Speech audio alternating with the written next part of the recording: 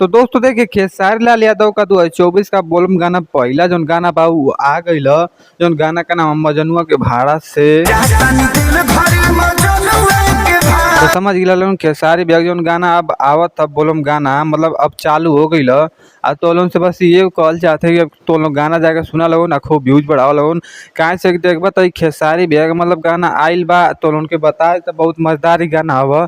ए गाना में मतलब तो लोगन के वीडियो ना दियल गेल देखबा तो खेसारी भैया जोन स्टूडियो में खाली गईले हम और जोन यहाँ कवरियो दिखावे वीडियो शूटिंग के ना बस गाना पूरा फुल गाना, लेकिन वीडियो देखबा लोगन तो वीडियो फुल वीडियो ना पैबा लोगन। खेसारी भैया खाली स्टूडियो में जाके गाना गनवा गईले हम ना तो गनवा के बताई तो बहुत मस्त गाना हवा।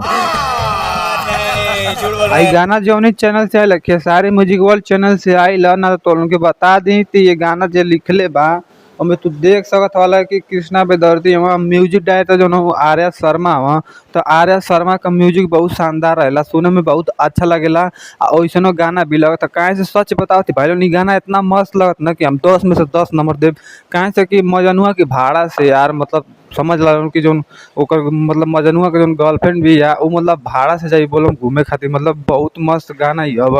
काहे से कि जोन मजनुआ पूरा खर्चा उर्चा उठा लेला पूरा ट्रेन से लेके यहाँ बोले तो उहे खेसारी बताओ ना कि मतलब आरा से लेके मजनुआ की भाड़ा तक ले पूरा जाए वाला फ्री में। इसने गाना में खेसारी भाई पूरा लाइन ये मजनुआ की भाड़ा से